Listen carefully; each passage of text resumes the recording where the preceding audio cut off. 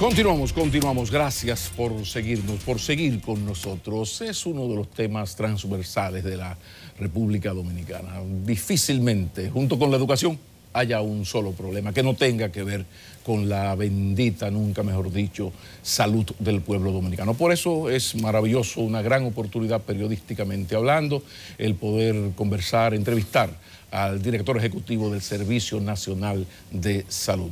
Chanel Rosa Mateo está por acá. Saludos. Bienvenido, mi señor. Amigos televidentes. Don Pablo, don Un placer. ¿Está usted? Muy bien por aquí. Chanel, veo que ayer los protagonistas del sector salud se reunieron con el presidente Medina. ¿Lo dejaron contento sus informes? Sí. ¿Qué pasó allí? Esa reunión se realiza periódicamente con el señor presidente, el ministro de la presidencia y todo el sector salud en conjunto. La idea de esas reuniones, que son, reitero, periódicas, es ver, analizar las metas presidenciales, es decir, cómo va el sector salud en función de lo que se estableció en el programa de gobierno, cuáles cosas nosotros tenemos que mejorar, cuáles cosas van de acuerdo a lo planteado en el programa de gobierno, y así entonces establecer estrategias que permitan cumplir al final de este periodo de gobierno, reitero, cuáles son esas metas que pudieran ir retrasadas. O sea, ahí se analiza desde el punto de vista de la afiliación en SENASA y en el sistema de salud general, el tema de la farmacia del pueblo en Promese, todo el tema hospitalario en el Servicio Nacional de Salud, y todo ya en el sentido general el tema de rectoría, regulación, tanto en CISARRIL como en el Ministerio de Salud Pública. O sea, nosotros tenemos una especie de semáforo que nos va diciendo qué metas de esas están en verde, cuáles están en amarilla y cuáles están en roja. Entonces, en función de eso, nosotros tenemos que dedicarle más esfuerzo, más recursos, más énfasis. Y esa es la idea. Es una reunión periódica que se realiza 4 o 5 veces en el año, quizás más, diría yo. Ok, viene un 2 por 1, porque hay dos temas que me interesan y al país especialmente. El asunto de las muertes neonatal, lo de la mortalidad materno-infantil por un lado, y también otra cosa tiene que ver, cada cierto tiempo sale en los diarios la noticia que en tal hospital se gasta el X porcentaje del dinero o X porcentaje de los partos que se hacen en atender extranjeros, que cómo se hace eso. ¿Cuál es la realidad de estos dos temas? Déjenme un poco contextualizar esas dos preguntas que tú me has hecho, Pablo, en lo siguiente. Mire, yo tengo 8 meses y 3 días que llegué al Servicio Nacional de Salud. Parecerían años, pero son 8 meses y 3 días. Yo tengo claro una cosa, y lo he tenido claro siempre. Yo llego a esa posición igual como llegué a la posición anterior en SENASA, teniendo claro lo siguiente: a mí me paga la población, a mí me paga la gente, y en ese sentido yo tengo que darle respuesta a los problemas del ciudadano y la ciudadana que van, en este caso, a los establecimientos de salud. O sea, yo no estoy en esa posición para satisfacer intereses de grupos corporativos, grupos gremiales o de cualquier otro tipo. O sea, mi función fundamental, el objetivo por el cual yo estoy ahí, es porque yo tengo que responderle a esa parte de la población que finalmente es que paga mi salario, él paga el salario de todos los colaboradores. En ese sentido, tomando en cuenta esa premisa, yo actúo bajo esa premisa. O sea, como norma, que yo estoy ahí para servirle a la población. O sea, yo soy un servidor público que estoy ahí para representando a la población dominicana, sobre todo a aquella población que asiste a los hospitales públicos en todo el país. Miren, cuando yo llegué al servicio, uno de los temas que se planteó fue el tema, como tú bien señalas, de la mortalidad materna y la mortalidad neonatal.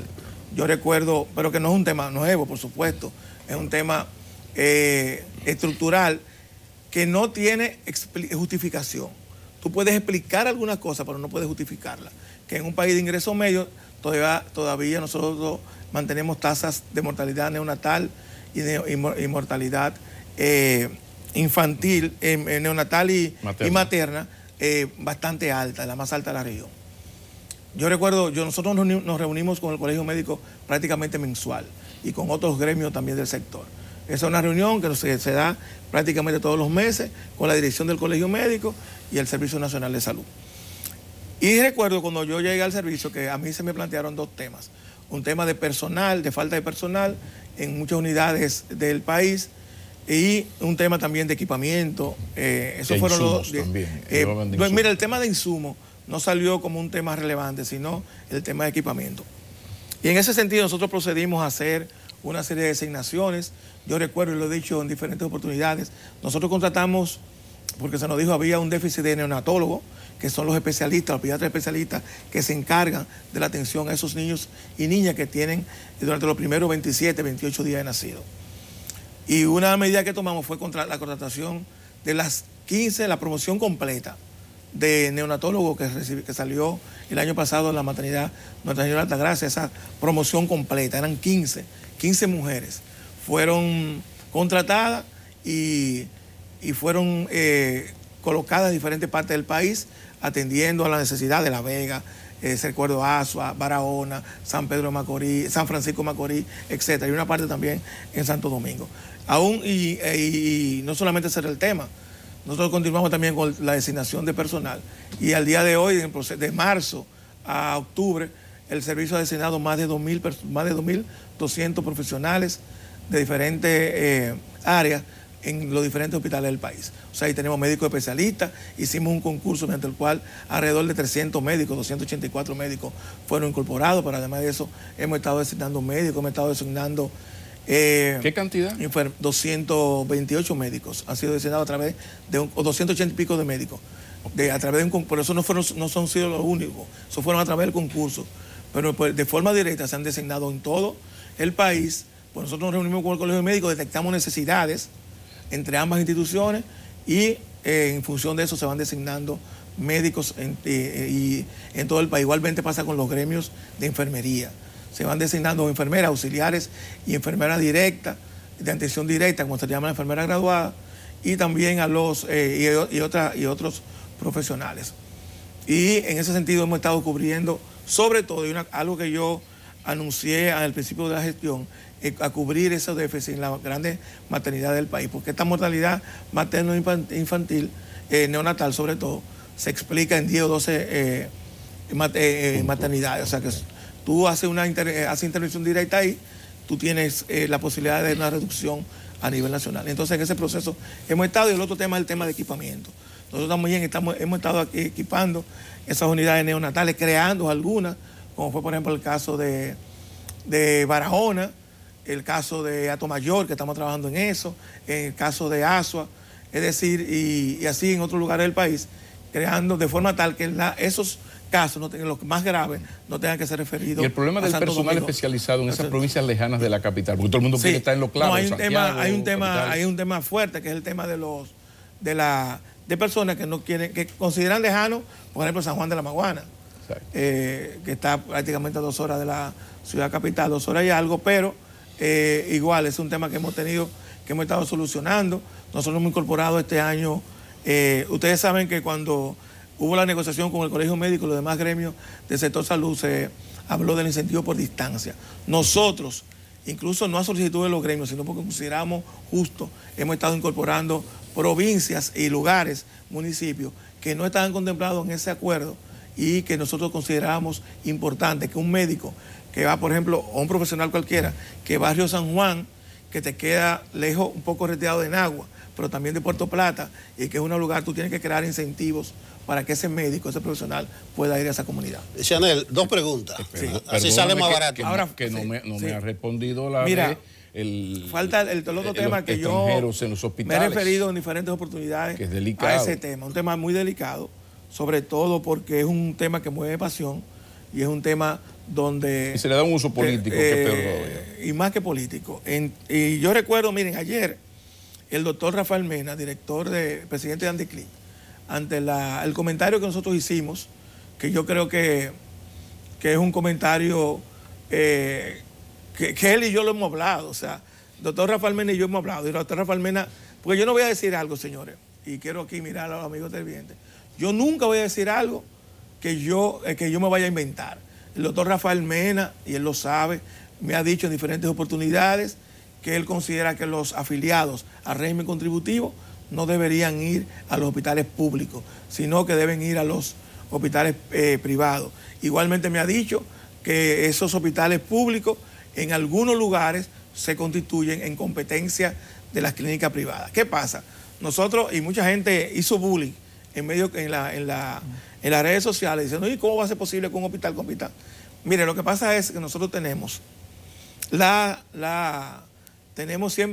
partimos la premisa de que el país es el perímetro central de la capital. Y bajo ese concepto nosotros hacemos nuestros análisis, no sabiendo que hay otro país. Y aquí yo le puedo citar a ustedes 12, 13, 14, 15 provincias donde el mejor centro de salud es el hospital. Es el hospital público. Es el hospital público. Y eso es así, y eso no lo hago. Y la gente que me conoce sabe. Eso no significa que no haya temas que superar en los hospitales y en el sector privado. Eso igual, el sector salud nunca es un tema que tú puedes decir, darlo por terminado. Y eso pasa aquí en toda parte del mundo. Los hospitales tienen muchísimos problemas, el sector privado tiene muchísimos problemas porque es una empresa, un hospital es una empresa dificilísima, como yo lo he explicado en diferentes oportunidades, de gestionar. O sea, nosotros, por ejemplo, tenemos ahora mismo desbordados nuestros hospitales porque hay un tema de niños y niñas que van con resfriado estamos desbordados. Entonces ahí voy a tu pregunta, Pablo. Sí. Él respondió ante esa acusación, ante esa, no acusación, sino ante esa aseveración, que además puede ser legítima. Si tú te ves tu negocio amenazado, puede ser legítima. Y yo voy a decir más tarde por qué yo dije eso. Él respondió que yo había haitianizado los hospitales públicos. Ese fue el argumento. Sí, ese fue el argumento de él. Yo lo llamé ayer a él, a doctor Rafael Mena. Y yo le pregunté, él y yo somos amigos y somos una persona que no tenemos ningún tipo de problema personal. Como casi yo no tengo problema personal con nadie. Y yo le pregunté que si él sabía que yo tengo una amenaza de muerte por ese tema. Y que a él decir eso, él incentivaba a grupos radicales. Porque además no es cierto, señores. Yo tengo datos y lo vamos a presentar próximamente, un estudio que hizo un organismo internacional. En el 2013, en las regiones fronterizas, cuando yo no estaba ni siquiera en el servicio, en el 2013 los gastos en salud de las provincias fronterizas eran importantes. Yo reitero mi posición, y yo creo que le he dicho innumerables veces, yo creo que el país tiene que aplicar una política migratoria justa y racional. Ahora, eso no nos corresponde a nosotros del servicio. Eso es lo que nosotros en el servicio estamos para atender ciudadanos y ciudadanas y seres humanos. Ustedes se imaginan el escándalo que se produciría, porque además esa población migrante, una parte, vive en el país, tiene años viviendo en el país. Aquí yo he visto denuncias de personas, por ejemplo, que dicen, no, se están atendiendo tal población haitiana. Y sucede cuando se verifica, esa persona tiene 26 años viviendo en el país, o sea, nació en el país. Y trabaja. Y trabaja. Porque además. El 84% y además, de los inmigrantes trabajan. Trabajan en ferretería, en muchísimas otras cosas. No quiere eso decir que esto no constituye un tema fuerte desde el punto de vista del financiamiento para el sector salud. Por eso nosotros reiteramos siempre la necesidad de una política migratoria, reitero, justa y desde el punto de vista jurídica correcta. Bien, dos cosas, Chanel. Ayer vi con buenos ojos que los médicos de la provincia de Valverde levantaron un paro que tenía por tiempo indefinido. Sí, así es. Tú habías criticado esa actitud y nosotros aquí la criticamos porque parece que hubo una medida disciplinaria contra una doctora y además que ellos se tomaban atribuciones, que cancelaran al director del hospital, al director regional, al subdirector. Entonces, no sé si ese levantamiento me dio la crítica tuya o hubo algún tipo de diálogo. Y lo segundo, Chanel, Waldo Suero sacó cabeza. Allá voy. Y dice que tú debes retractarte, pedirle excusa al país, porque diste un dato inexacto de una muerte en un sitio. Yo siempre digo, a mí me gustaría que todos habláramos, ojalá fuera así, lo que nos decimos por un chat privado, también sea lo mismo que digamos aquí en los medios de comunicación. O sea, que no tengamos un discurso a través de un chat y el otro discurso a través de los medios de comunicación para satisfacer o complacer grupos asociados, lo que fuera. Miren, les voy a explicar el caso de Mao. El caso de Mao, de Valverde, específicamente del municipio, es un caso que todos conocemos. O sea, la única provincia del país que relativamente con cierta frecuencia hace una huelga es la provincia de Mao. Yo tengo magníficas relaciones con el presidente del Colegio Médico de Mao, el doctor Minier, yo creo que hablamos 4 o 5 veces, igualmente con el doctor Nicasio, que representa al Colegio Médico en la provincia, y con la mayoría de los, y nos hemos reunido, yo creo, sin creer, la provincia que yo me he visitado, el municipio que me he visitado, ha sido Mao. Fue de los primeros municipios que yo visité del país, una vez llegué al Servicio Nacional de Salud, porque ellos hicieron una denuncia sobre el tema de la condición del hospital. Ustedes sabían que ese hospital de Valverde se estaba construyendo, ya se terminó. Yo creo que ha sido uno de los mejores establecimientos de salud que se ha construido en cualquier provincia, de acorde con las necesidades y los requerimientos de esa población. Luego está la maternidad, que quiero anunciar también, que esa maternidad, José Francisco Peña Gómez, está en el presupuesto del próximo año para ser intervenida desde el punto de vista de infraestructura y completar el equipamiento. En esos hospitales, yo estaba viendo la denuncia de que ellos hacían, las causas, las razones por las cuales ellos paralizaron el hospital, los hospitales. Hablaban de, en primer lugar, de equipamiento, de designación de personal. Yo recuerdo que ellos me felicitaron por aquí, cuando llegaron 123 nuevos profesionales y técnicos a ese hospital. Aquí la tengo. Yo tengo... igualmente, y seguimos trabajando con el tema del equipamiento y la maternidad, con la maternidad de José Francisco Peña Gómez, que es un edificio que se construyó, creo que de la época de Trujillo, y ha sido sometido a remodelaciones parciales.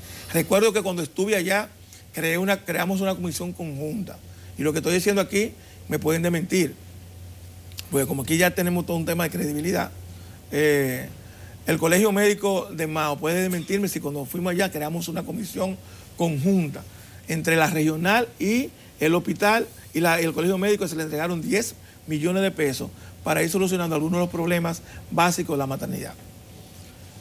Cuando recuerdo que terminamos la reunión, yo estoy entendiendo que realmente la demanda son esos problemas, los problemas que a todos la comunidad perjudican. Pero me doy cuenta, ya cuando voy a salir, que habían otros problemas, que no aparecían en el pliego, pero que eran realmente los problemas por los cuales se está paralizando. Uno, que ellos no querían que los médicos de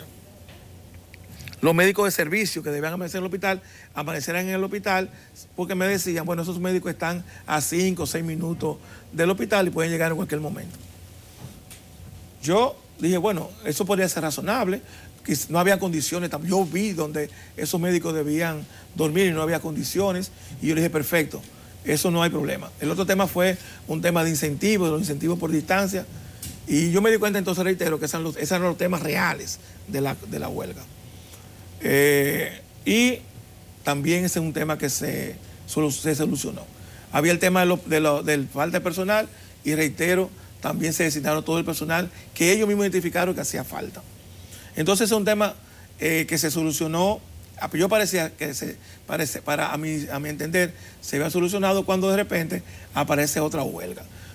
Y ahí ellos publicaron ayer el pliego de demanda que ellos piden, muchas de las cuales ya nosotros lo hemos conversado, pero sobre eso subyace un tema, que es el tema de sanciones que se van a adoptar a personal de esa maternidad por negligencia en el manejo de médicos, de pacientes.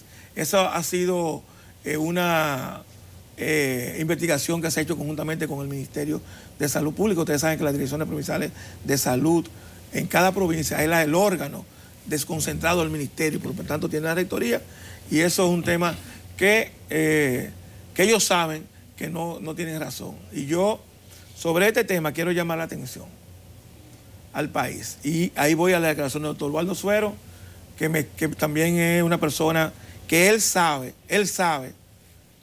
todo el apoyo que nosotros desde SENASA le dimos en momentos en que él no había encontrado un funcionario porque él tenía el gobierno contra la pared.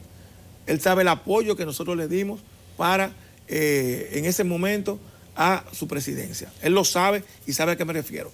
Cuando digo que lo sabe, no me refiero a temas materiales, ese tipo de cosas, sino a conquista o a reclamos que él hacía y que nosotros en SENASA se lo canalizamos.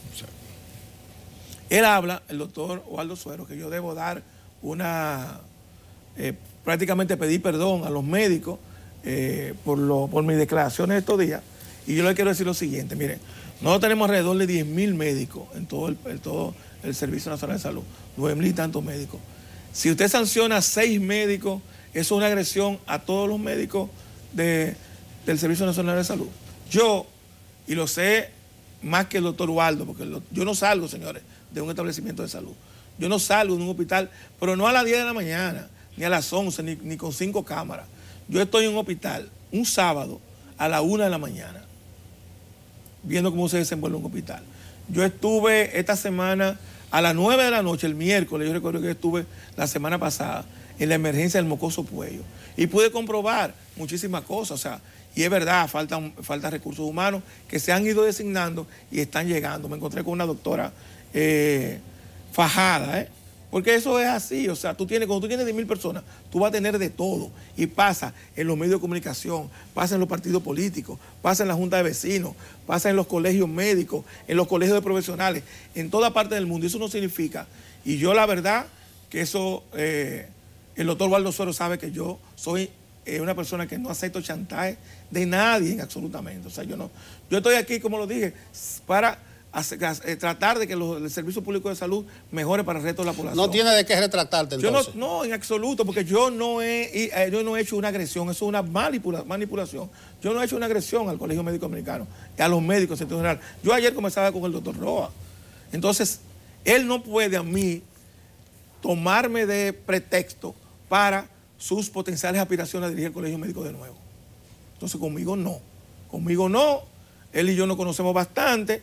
Y yo lo único que he dicho es que la sanción a 8, 10, 15 médicos, que no son 15, pero lo que fueran, o lo que haya que sancionar, eso no es una agresión a 9.000 profesionales, muchos de los cuales yo lo he encontrado fajado en horas de la madrugada, sábado, domingo, en los establecimientos de salud.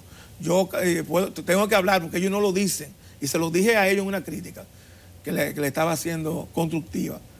Nosotros hemos encontrado casos de médicos, y lo voy a citar donde el presidente Tella Ureña, que han salvado madres embarazadas, mujeres embarazadas, que han tenido condiciones incompatibles con la vida y han permanecido 4 horas en un quirófano y se ha salvado. O sea, una persona, y recuerdo un caso concreto, con VIH, con tuberculosis, con una serie de comorbilidades que prácticamente hacían inviables. Y eso pasa muchísimas veces. Nosotros tenemos profesionales, yo te puedo citar profesionales que no son la gente que vive haciendo denuncias sobre el hospital, porque ese hospital es el centro de trabajo, ese es donde usted trabaja. Ahora, lo que tú no puedes hacer, Pablo, sí, es tener una oposición por todo. O sea, si nosotros vamos a automatizar los récords médicos, tú no puedes, por el hecho de que tú manejes una computadora, paralizar un hospital. Pero finalmente, finalizando, aquí hay un problema. Dice que hay casi 10.000 médicos, sí, pero resulta que cada vez que las autoridades quieren someter a alguien, sí, claro, hay entonces la reacción, claro, del colegio médico. Finalmente quería pedirte, que quizás es bueno contextualizar y quizás por ahí debimos comenzar. O sea, el antes y el después. Lo digo porque el doctor Roa estuvo aquí y la verdad es que lo que nos pintó del profesional de la medicina es una cosa terrible. El doctor Roa, ganan hoy menos que antes, la situación es desesperante. ¿Cómo ha cambiado, mejorado o empeorado la situación? El doctor Roa, que merece todo mi respeto, últimos años. Quiero decir, el doctor Roa merece todo mi respeto porque es una persona que cuando nos reunimos, siempre que plantea temas que él considera neurálgicos para toda la población médica y nunca busca discutir temas de carácter personal. La situación de los médicos se ha empeorado en los últimos 10 años y por ahí siguió. Bueno, 10 años. En los últimos 10 años se ha empeorado. Él no puede decir a mí que los médicos están en peores condiciones que en el año 80, por ejemplo. Y en el 2008. Han mejorado a partir del 2008 para acá. Claro. Y mira, yo le voy a decir algo a ustedes. Nosotros,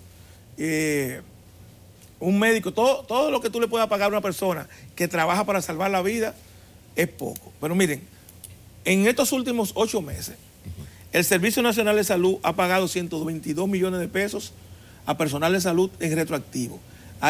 Esos pagos incluyen deudas que había pendientes del 2016, 2017 y parte del 2018, 122 millones de pesos. El doctor Roa sabe que nosotros incluimos un acuerdo que se llegó con los gremios y que no se había todavía materializado, que era el incentivo en el primer nivel de atención, a los médicos de primer nivel de atención, un 10%. No me dejes lo del ingreso. ¿Cómo ha mejorado? Si ha mejorado. No, pero te estoy diciendo, esto es parte de las condiciones. Un salario. Miren, cuando nosotros llegamos también al servicio, nos encontramos con una serie de médicos que le llaman pasantes de posgrado. La pasantía de posgrado se creó para aquellos médicos que salían de su especialidad, se le daba por 2 años. Y nos encontramos con médicos que tenían 5 o 6 años. Esos médicos no están nombrados, sino que están contratados. Por lo tanto, la debilidad laboral de ellos depende de que cualquiera no, que el director del servicio, no nos vamos todavía, espérate un momentito. Último segundo. O sea, sí, finalmente. Sí, no, entonces, esos médicos se han ido incorporando. Médicos, yo tengo, señores, por este teléfono, por este celular, yo tengo contacto con los médicos, con mis compañeros de trabajo de todo el país. Yo creo que ustedes vean esto es una locura. Y yo todo trato de responder. O sea, y a mí me fascina que la gente tenga y que por ahí me haga denuncias. Y mire, nosotros, la Asociación de Tecnólogos, me tiene, y yo a Pedro se lo he rebotado varias veces, un homenaje porque por primera vez ese personal fue incorporado como personal asistencial. Y lo pueden consultar con la asociación. El personal administrativo del antiguo IDSS, que están en la PCS, por primera vez este año se le incorporó un incentivo de un 15% a todos aquellos que tuviesen 15 o más años de servicio. Igualmente, ha habido también un reconocimiento de incentivo por desempeño a ese personal. Es decir, nosotros, como le dije, hemos estado pagando incentivos en zonas lejanas. Hay una serie de números y yo podría pasar aquí media hora más hablando. ¿Y el salario ha mejorado en los últimos 4 o 5 años? Sí, pero ¿sí? Él sabe que es un problema hubo un acuerdo con el Colegio Médico y los demás gremios, que fue un salario pactado. Se ha empeorado, dice el presidente. Sí, ha sido un salario pactado. Pero reitero, siempre lo que tú le puedes pagar a una persona que trabaja con tu vida, siempre y cuando trabaje, es poco. Volveremos a encontrarnos. Gracias. Ustedes, muchísimas gracias. Como siempre, cuando se habla de salud, el tiempo no rinde. Pero gracias al director ejecutivo del Servicio Nacional de Salud, Chanel Rosa Mateo. Continuamos.